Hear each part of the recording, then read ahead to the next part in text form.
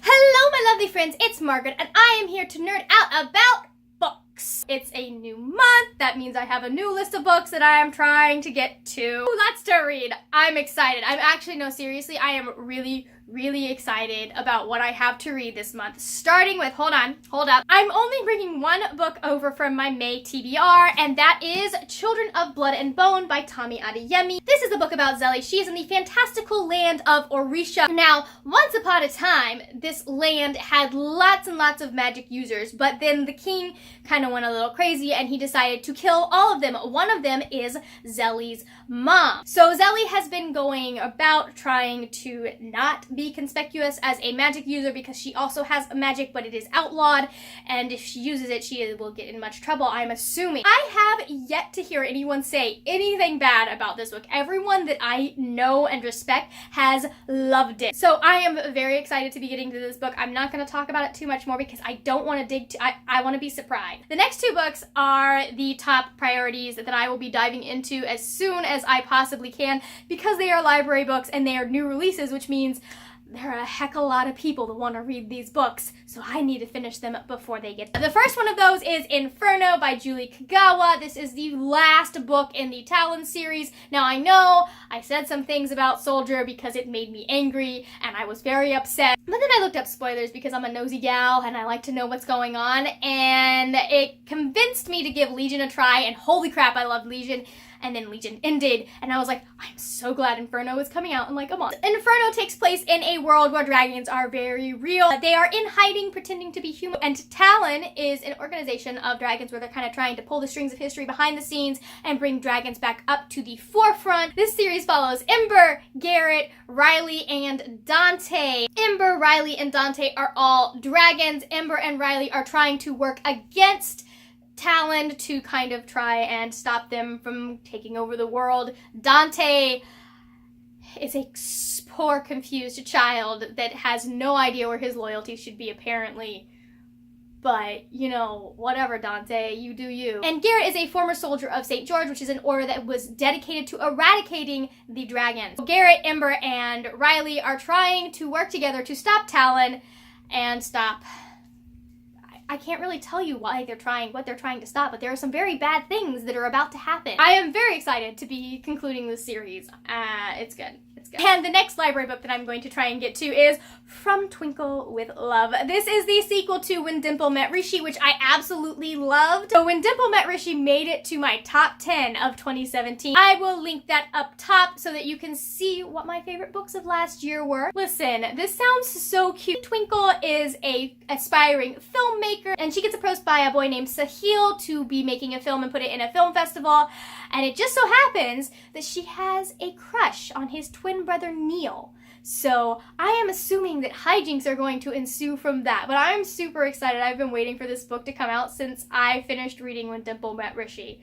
So I cannot wait. This will be so much fun. I have 4 books that I'm trying to get done at the very beginning of June, so this should be very interesting, y'all. But the next book that I am going to be doing in June is Howls Moving Castle. Now this is a reread, and I'm specifically reading this because it is going to be part of my Read the Book series. I will link the video up top so you can see what that is all about. This will be the very first book that we are covering. I love Howls Moving Castle. I have lost track of how many times I've read it, probably like 7 or 8.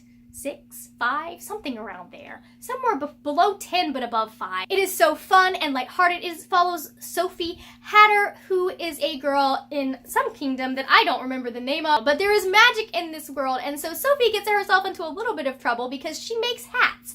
And what she doesn't know is that while she's been talking to the hats she's making, she's been imbuing them with magic. It offends the Witch of the Waste, who curses her to look like an old woman, and Sophie, being the dramatic woman that she is, goes, oh no, my life is over, I'm just gonna go wandering in the wastes. And she runs into the wizard Howls' castle. Now he has a castle that's been magicked to move. He's a little bit of a local legend. People are kind of afraid of him. And she's like, well, I'm an old lady. He's no threat to me. I'm gonna become his housekeeper. Hijinks ensue from there because they are both very opinionated and very dramatic, and it is a match made in heaven, honestly. It is hilarious, and if you have not read this book, you really need to. So the next 2 books are both from boxes that I got. I have committed to read the books that I'm getting in these boxes, because if I'm getting them and spending money on them, I really should read them.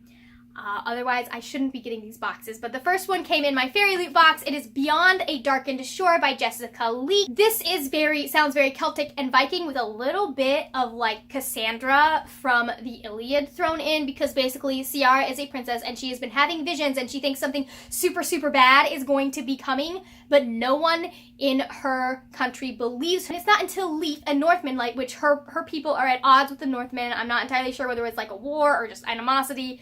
I don't really want to read the blurb again. But she meets Leaf, and he has been having the same dreams. So she goes, you know what? Maybe there's something to these. So Ciara and Leaf team up, and they're going to go try and figure out what these weird dreams are about and what the bad thing that is coming is, and if they can stop it. And then the final book I'm going to try and read, and honestly, let's be real. This is the most realistic reading list I've had to date. Let's be real. It's only 6 books, guys. And one of them is super short. The final book that I'm going to be trying to read in June came in my May LitJoy Crate box, and that is Onyx and Ivory by Mindy Arnett. This is about Kate, and oh my gosh, this sounds fantastic. I remember pulling it out of the box and reading the blurb and going, can I start this right now? I couldn't, because I'm reading the Grisha books right now, and I really want to find out what's going to happen. So Kate's dad decided she was going to try and assassinate the king, which is never a good idea. It's especially not a good idea when you're going to get caught and executed. You know, you would have thought he would have done a better job. So this is basically ostracized Kate from the nobility, and she has taken up a job as a courier for the royal court. Now, the thing about being a courier is it's super dangerous. Once night falls, these dragons or drakes come and they start attacking people and killing people and all of that fun stuff that comes with mean, nasty dragons. There are a lot of dragons this month. I'm just now realizing that. Kate is a courier. She's very good at her job. She's very fast. And so she comes upon a caravan which is being attacked by drakes in the middle of the day. That's not normal, guys. There is only one survivor from this caravan that is being attacked, and it turns out to be not just Kate's old boyfriend, but the king's son, Corwin. If you're noticing, Margaret has a type of novel that she likes to read. She likes to read a lot of animosity, apparently. Hence why I loved Cruel Prince so much. She and Corwin have to put their past behind them and figure out why these drakes are attacking people in broad daylight, why things have suddenly become more dangerous, and I assume it's the first book in a series. I don't know. I haven't really researched any of these. Okay, guys, so that is what I'm going to be trying to get through in June, or at least the books I know of. Obviously, there will be audiobooks and hopefully some comic books that I will be reading. If you enjoyed this video at all, don't forget to give it a thumbs up. Also, please hit the subscribe button. I would love to see your lovely face here on a regular basis. Let me know down in the comments, are you reading in June? Of course you're reading in June. You're here because you're reading in June. Margaret, seriously. Let me know down in the comments what you will be reading this month. Have you read any of the books that I just told you? What were your thoughts on them? Did you enjoy them? No spoilers, though. No spoilers, please. Unless one of the authors pulls an Allegiant. If the author pulls an Allegiant, I need to know ahead of time, y'all. I just do. I doubt it, because these are all pretty... I don't think it's going to happen in any of these books.